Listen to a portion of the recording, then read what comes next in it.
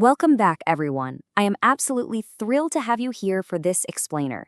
Today, we're taking a documentary-style deep dive into a wild, incredibly modern phenomenon. We're looking at exactly what happens when digital provocation collides head-on with strict real-world law. It's a case that perfectly captures the tension between online algorithms and offline consequences.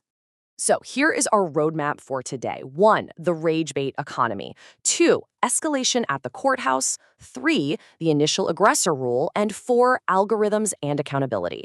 We're going to clinically examine the psychology of these digital ecosystems and the very tangible legal reality of the Dalton Eatery case. Let's get right into it. Okay, let's dive into this. Section 1, the rage bait economy. Now, I want you to really consider the underlying incentives of the platforms we use every single day. How exactly does the internet reward extreme public behavior? I mean, we constantly see creators pulling these escalating real-world stunts, right? So we really have to ask ourselves, what are the financial and algorithmic drivers actually pushing them to act this way? Well, that brings us to the concept of rage bait. And in this specific context, we're looking at Dalton Eatery. He's a 28-year-old live streamer known online as Chud the Builder. His whole content model was built explicitly on aggressive public interactions. He'd literally approach strangers, specifically Black individuals, and hurl racial slurs just to intentionally provoke a reaction. Now, this wasn't accidental. It was a highly deliberate strategy to generate viral fame, views, and ultimately monetization through engagement farming. Now, what's really interesting here is how steep this escalation trajectory is. It actually started with a local road rage incident that reportedly cost Etherly his construction job. So what does he do? He pivots to in real life, or IRL, streaming to monetize his retaliation. After getting banned completely from Kick for public harassment, he grew financially desperate. To keep the money flowing, he moved over to platforms like Pump.fun, basically tying his persona to a speculative cryptocurrency meme coin. It's essentially a digital token fans buy to gamble on internet trends. This pressure to constantly escalate peaked on May 10th with a Nashville arrest. He was live streaming slurs at a steakhouse staff over an unpaid bill. You see, the digital need for content just continuously drove this increasingly erratic real-world behavior. And the crazy thing? The algorithm completely rewarded him for it. Following his subsequent arrests, supporters on his GiveSendGo crowdfunding campaign raised over $150,000. To put that into perspective, that kind of massive financial backing absolutely proves that audiences and algorithms put a very high premium on escalation. Let's move to and see how this builds in Section 2, escalation at the courthouse. We really need to methodically trace the events of May 13th, 2026. After bailing out from that Nashville arrest, Etherly had a civil court hearing for a credit company debt. It was scheduled for 9 a.m. in Clarksville. But he actually missed that hearing, which resulted in a default judgment. Instead, he rolls up to the courthouse hours later at 1:15 p.m., and he arrives carrying a selfie stick to livestream, along with a loaded handgun right in his jacket pocket. Just 4 minutes later, shots rang out in the plaza. Let's break down the clinical anatomy of this altercation. Based on courthouse surveillance video and investigator testimony, it started with a verbal dispute between Etherly and a Black man named Joshua Fox. During this argument, Fox explicitly told Etherly to just walk away.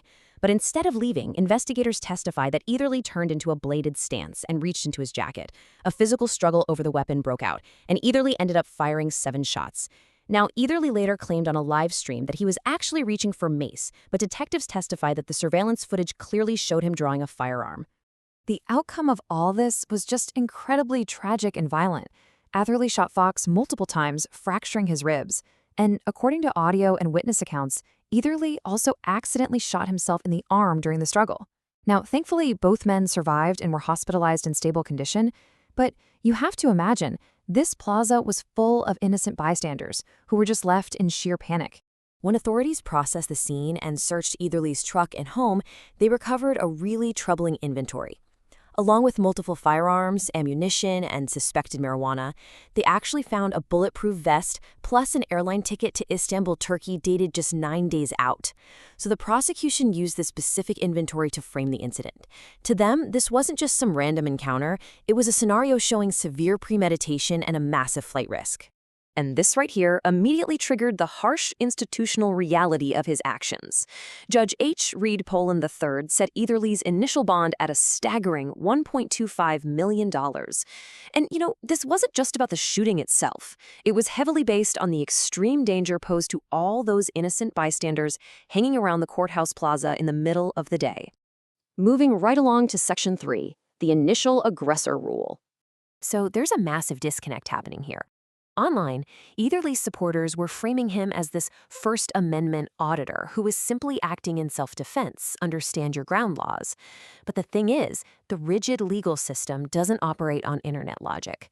The law looks at intentional provocation. And because of that stark difference, Etherly was slapped with charges of attempted murder, aggravated assault, and employing a firearm during a dangerous felony. So the absolutely crucial point here is this specific legal boundary.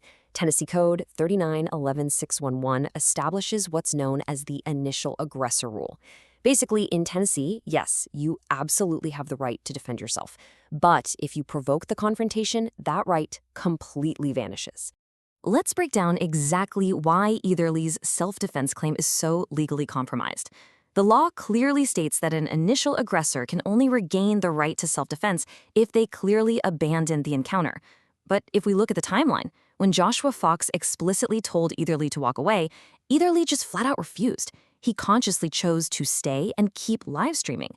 Legal analysts point out that this specific refusal to de-escalate, to just walk away when given the clear opportunity, essentially destroys his entire legal ability to claim self-defense. District Attorney Robert Nash really hammered this point home in court. He argued that Etherly's whole online history establishes a continuous documented pattern.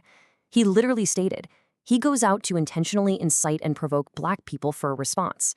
So the state's position is that Etherly's entire business model relies heavily on manufacturing these confrontations, which legally makes him the initial aggressor by default.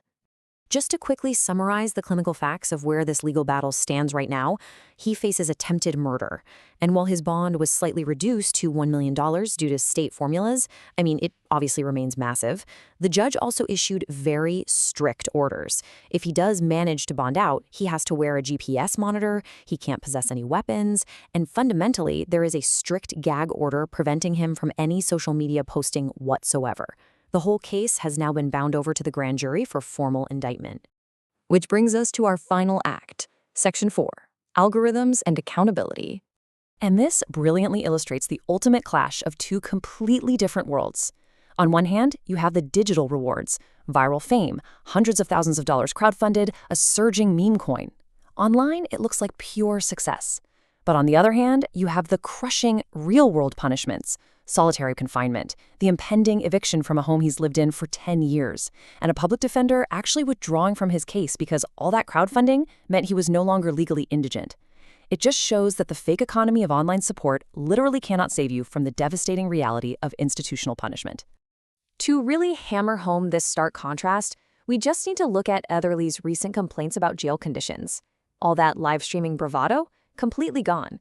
Instead, statements released on his behalf detail his time sitting in solitary confinement. He complained that jail administrators removed his physical Bible, forcing him to read scripture on a crashing, totally unreliable electronic tablet that dies after a few hours. He claimed his requests for physical book were just met with all caps, vindictive hostility from jail staff. It is a very sobering look at what life as an actual inmate looks like, compared to being a loud online provocateur. At the end of the day, what you should really take away from this is the inescapable reality that the media ecosystems we all participate in have incredibly tangible consequences. Treating real life, real public spaces, and real people like nothing more than a digital content farm is just inherently dangerous. So I want to leave you with this final provocative thought. As long as we have digital ecosystems and algorithms that actively and financially reward our absolute worst impulses, who is ultimately accountable when the digital theater inevitably escalates into a real-world tragedy? It's a really heavy question about media consumption and the strict, unforgiving reality of the law. Thank you so much for joining me on this explainer. Keep asking those hard questions, and I'll catch you next time.